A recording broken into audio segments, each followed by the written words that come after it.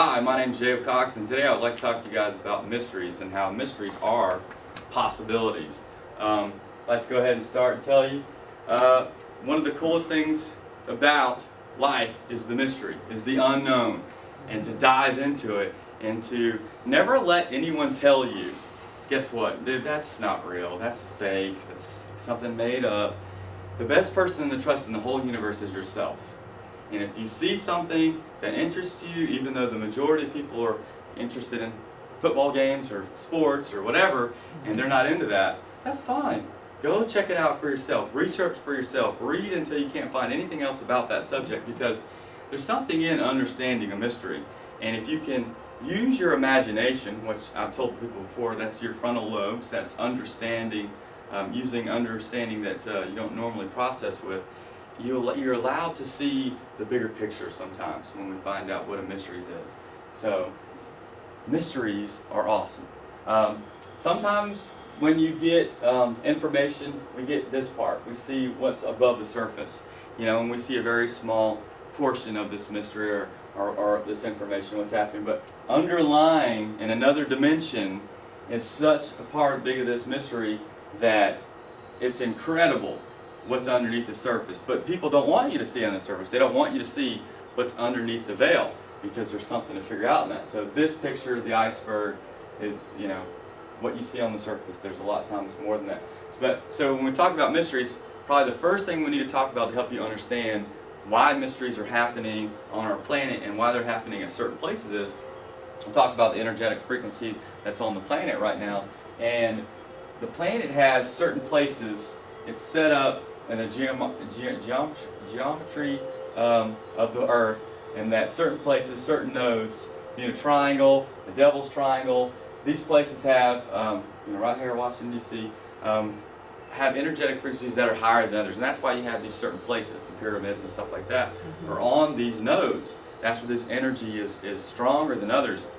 It's where you have more UFO sightings than others and other things like that taking place. So this is pretty important to understand why these vortexes around the world are there, what's happening there, and to help us understand that there's something going on in these places, and that's why people are building incredible monuments and stuff there that we don't really even know today how they did it. So I'm going to start out with the first one, the Loch Ness Monster. As you were probably told, as I was told in school, this was completely fake, this was a boat, upside down, whatever. I don't know if this picture was real or not. It's probably fake.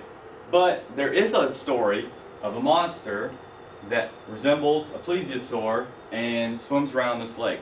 And way on before that, Loch Ness was supposed to be this energy spot where these incredible things happen. And so I hear these stories and I'm like, okay, what does this mean? You know? Then you start to hear now, today, that Ogopogo has a lake monster. Lake Champlain has a lake monster. And they're often pretty similar to this right here. A serpent monster with a long head and a long tail and flippers. And people would say, well, you need a large, you know, many animals basically to have this species thrive. Here's what I'm saying. How could it be possible?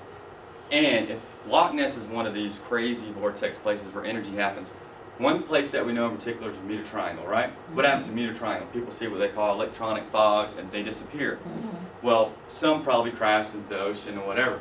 But my suggestion is that sometimes the people who are never found, when they hit this electronic fog on certain days at certain times, when the moment is right, these vortexes start to happen.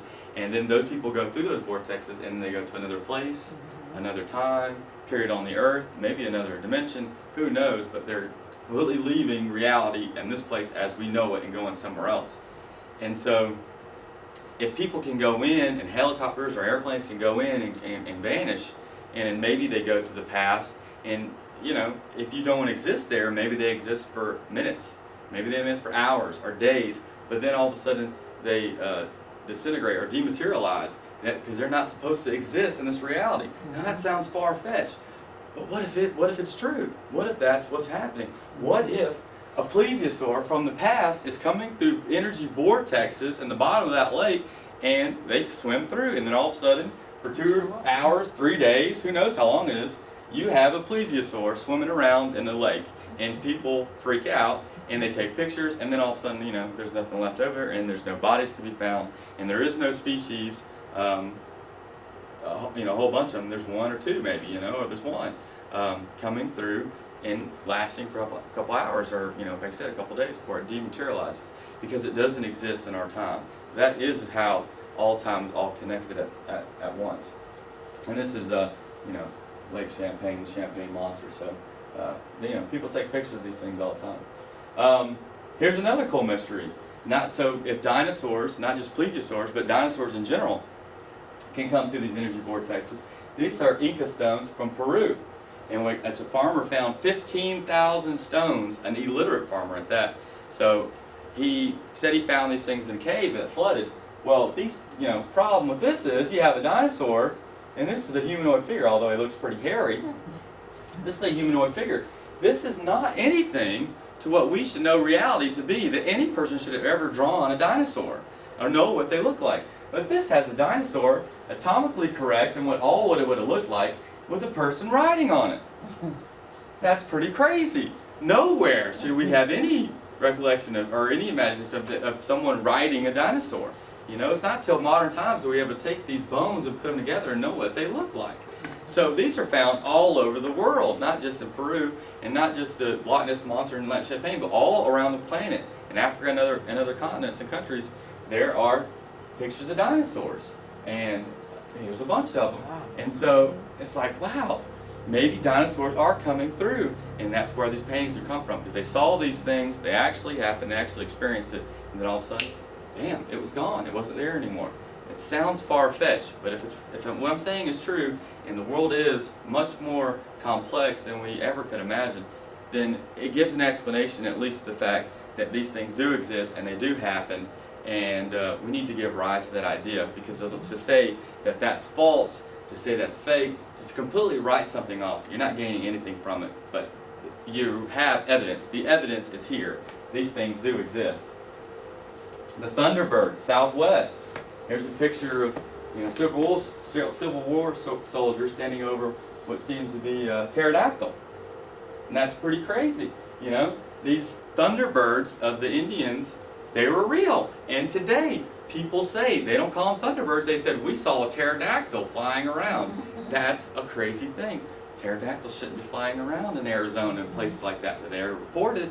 And to say these people are completely out of their mind, yeah, you can say that once or twice, but when you start to see it over and over again, and then you realize there are legends for hundreds or thousands of years that these things have happened, you have to say, okay, maybe there's something more to this mystery. Maybe there's something more to this possibility than what we've been told in the past. And what we've been told is, you know, don't worry about this. Pay attention to this stuff over here, to your career, to your job, to all this stuff. These things are important. Sports, all that stuff. That's what's on mainstream media, not this stuff. So, you know, today we are starting to come out again. People are starting to, you know, speak up and say, look, listen, these mysteries are important. They're important to understand. They're important to realize. And they're important to talk about. You know, they do help us understand possibilities. A television show that came out recently, it's called Fact or Fake. They find out these videos and stuff, and they try to replicate things that they saw. They had an episode called Nightcrawler, which I thought was really cool. And I'm going to show you a couple pictures here. You're not going to be able to see in the picture, but yeah, you know, take my word. Go to the you know, YouTube and look it up and find out Nightcrawlers and watch the videos. But basically, what you have is almost like a compass standing up, and these things were walking in a very strange, weird way. These videos were taken in Yosemite National Park, security cameras, and so they show both a larger one and a smaller one, compass-like thing walking. So it has no abdomen, no arms. Its legs go straight up to its head, right? And so they tried to actually, you know, again, you can't see it well. They tried to actually film these things. Well, they did film them. They tried to actually replicate these things with machines and people, and they couldn't do it. So they had to say that there was something there that was going on they didn't understand. Well, the one thing they didn't tell you about on this television show was in Yosemite National Park, there is a legend of what they call the Nightcrawlers, which are basically animals that come out at night that are connected to the earth, that possess some kind of other knowledge or realmly understanding that we don't have, and the only people who see these things are people who are connected to the earth. woo! Now that is a little bit different than we found a video online and we tried to replicate it and we couldn't do it. Oh God, there's a legend of people that look like, well, not even, we don't even know what it is. All we know is there's something there, something different from what we know. And these things are there. Walking sticks, they call them Nightcrawlers. Some kind of living organism that lives in Yosemite National Park that has a legend for hundreds of years for the native people who live there, and today we're watching videos of something that looks exactly like that. But you have to look and you have to research and you have to dig, because otherwise they're going to put something on Fact and Fake and be like, ah, that's a good video, it makes sense, but it's cool. But they didn't tell you the whole story. You know, they didn't give you the whole information. They gave you the top of the iceberg. But if you never search, you're never going to find out how deep that idea really is. Crop circles, probably one of my favorite mysteries. You know, I heard about these probably in the 90s, and then, you know, kind of died down. People don't talk about them as much, but these are incredible things, and a picture doesn't do it justice. These things are huge. These things are football field upon football field huge. And not only that, but the way these things are laid out, when a real crop circle happens, they lay the hay or the straw, the crops, whatever it is, down. When a person does it, they stomp it. So they go around, they stomp with this wood. It breaks the stalks. When a real crop circle happens, it doesn't break the stalk, and they can still harvest it. The crop can still be harvested when it's a real crop circle. Not only that, but the shading that happens. These things, they don't all lay down together. They're interwoven. When the stalks fall down, they fall down like a quilt falls down. You know what I mean? You telling me that people went out there and they took stalk and they sewed it together like a quilt to make different shades and stuff like that? No, that's incredible. No. Of course, I do believe many crop circles are made, but there are some that are so amazing that we have to stop and say there's something else going on here. I'm not going to sit here and tell you exactly what it is, but it's pretty incredible. And they all have this fractal math, which is beyond this realm of what's what we regularly see. But they work in symbols. And our mind, you look at this picture, and you know that there's something happening here. I mean, you can see that this whole thing is a fractal pattern, and there's something about this. You just look at it, and you're just like, man, there's something going on there. I wish I was a little bit more smarter. I could figure it out. But it's more than that. And even back to 1678, they talked about the mowing devil. This is the phenomenon that's been going on for hundreds of years, at the very least. Not something that's since the 1990s. So this is the newspaper in Hartford back then, talking about the crop circles. And then, again, they didn't know what made them. This circle, you can see this, people standing in the middle.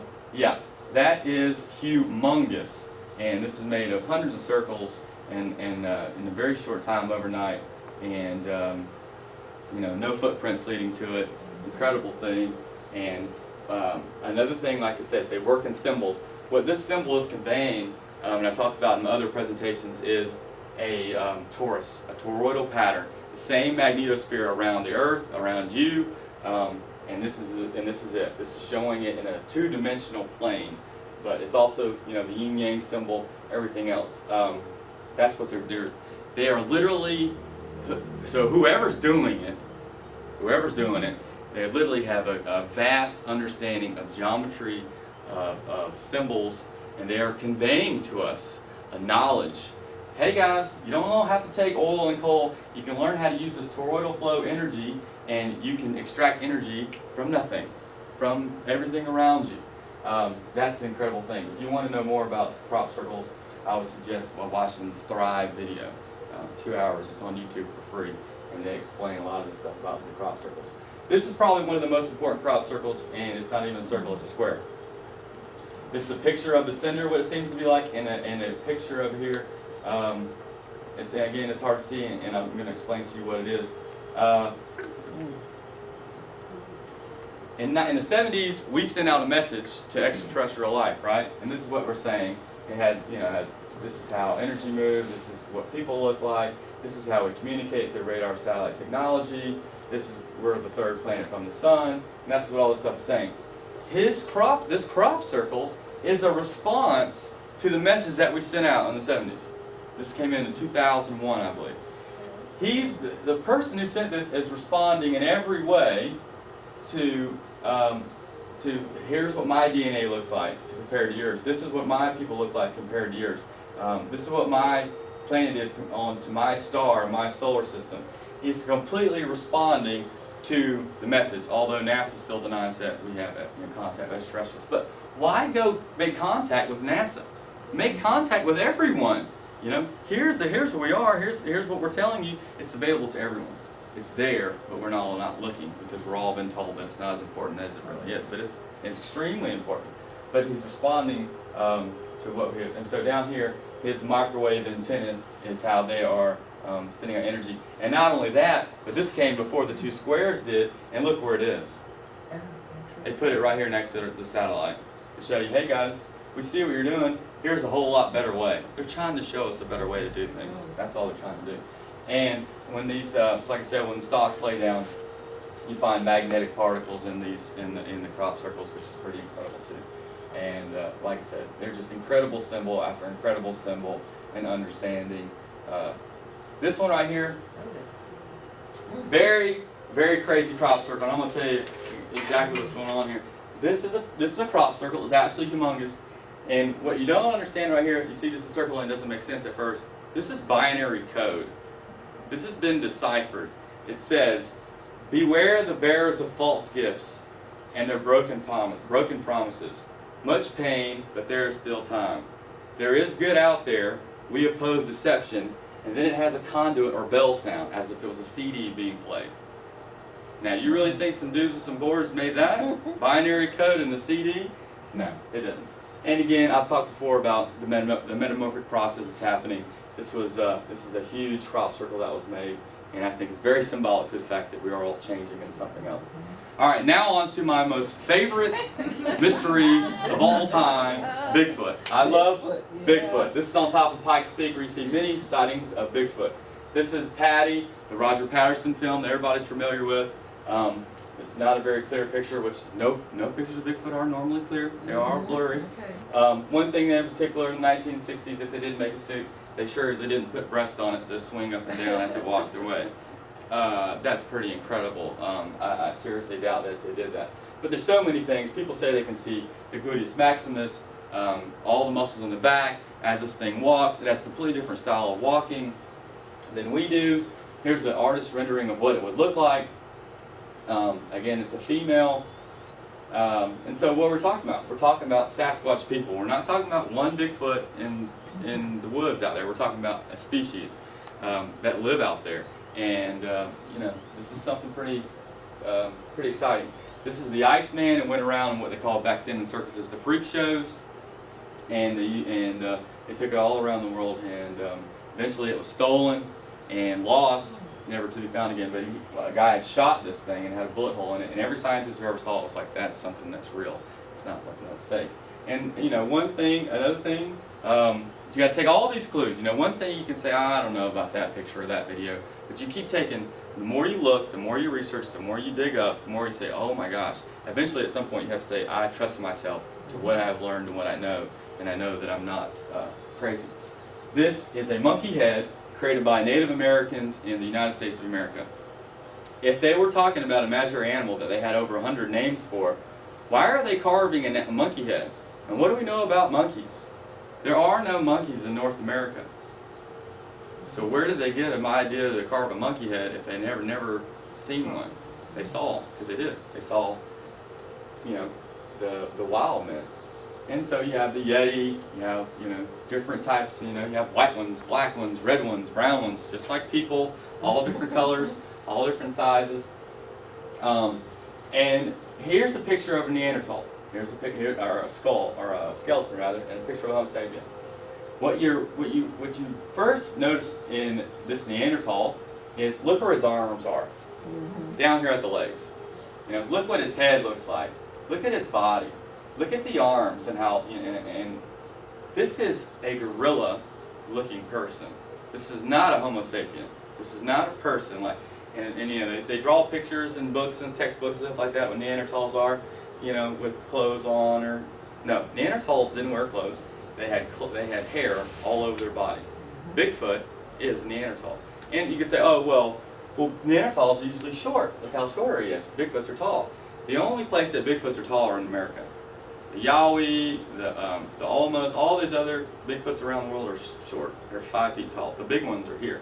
So we're looking at cavemen, modern day cavemen that have not died out or gone extinct. They're still here today. And so these are footprints found in the cave where Neanderthals lived. This is exactly what a footprint of a Sasquatch looks like. You know, the wide, the big, the toes, the flatness, the tarsal break in it, everything else. That's what we're looking at. We're looking at modern day cavemen. This is a caveman.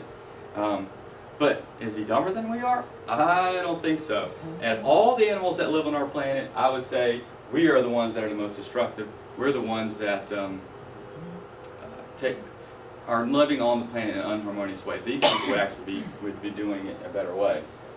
And that's what cultures say around the world. These are the keeper, the guardians of the forest. And so that's what we have here. A species that's misinterpreted, misunderstood.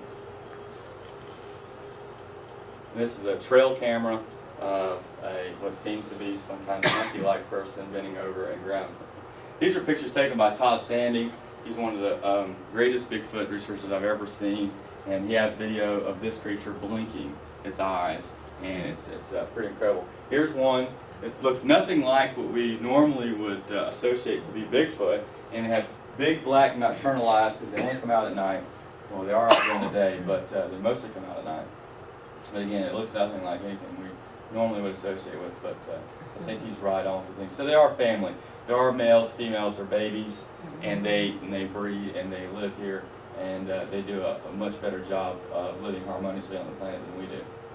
And people are now writing books about the interdimensional Sasquatch, these psychic Sasquatches, that they don't, you're not going to really get close to one normally unless it's an accident. They can hear you, they can smell better than you, they have telepathy, and these people that are writing these books, Kawani is saying that they've had telepathy with Sasquatches, that they communicated with them back and forth. When you alleviate the fear inside of your body, and you turn your DNA on, you turn your intuition on, all these things, you're going to be able to be more connected with them.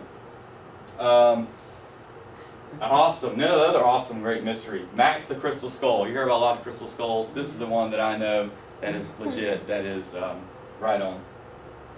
And what you can tell is, with Max, is right here, right away, you can see these are different crystals. It's made of 5 different types of crystals fused together.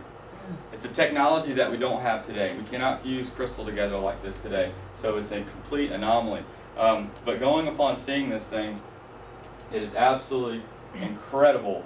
The energy that you feel, the oneness that you feel, it's like being a little kid. I spent a weekend with this thing, and just being with the people and being in the same vicinity for a weekend will absolutely change your life. It's incredible, the energy this thing has.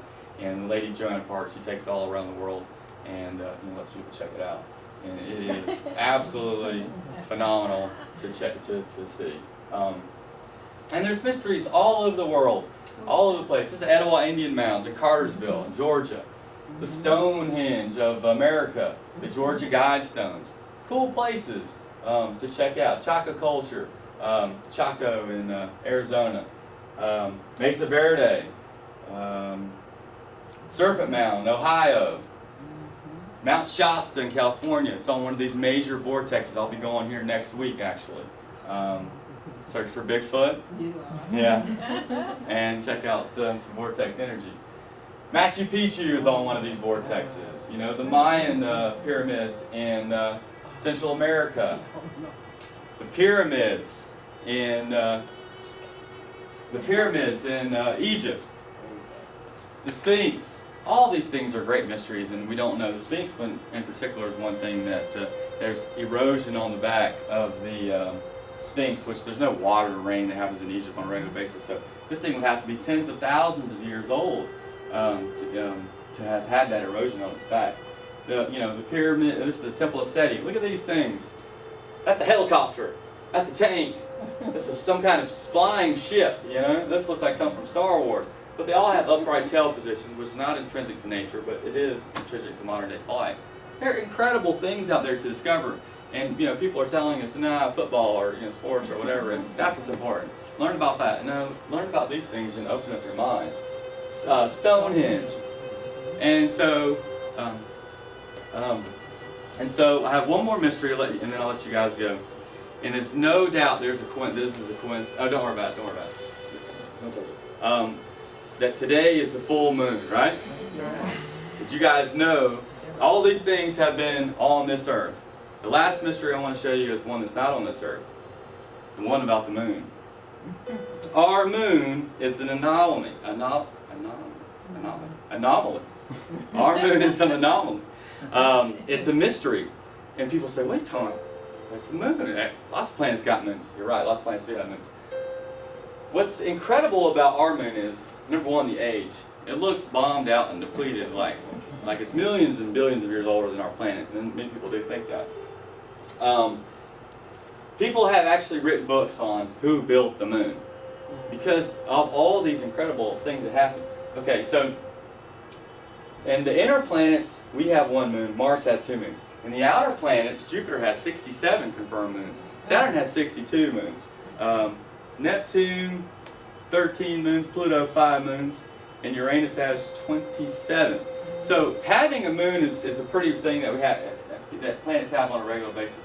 What they don't normally have is a moon like our moon. Like I said, one that looks much older.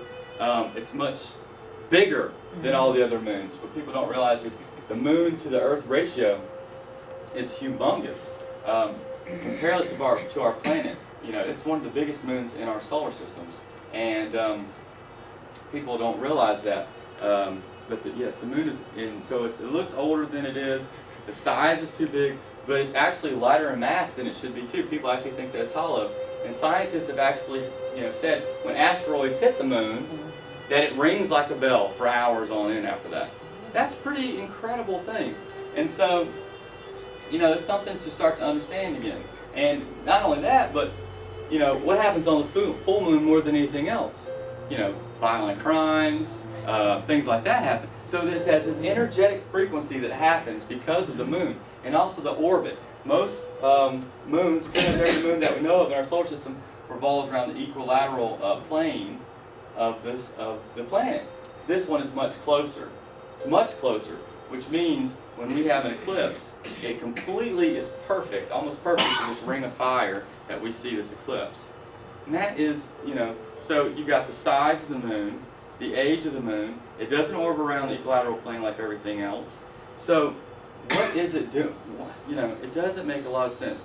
Could it have been brought here from another solar system to put an energetic frequency on people? I think it's very possible. I think it's very likely. Think about this. Here's something to think about before I let you guys go. If the moon has such an effect on the tides, the water, the high and low tides, your body's mostly made of water. That water is the emotion of your body. Your spirituality is the fire.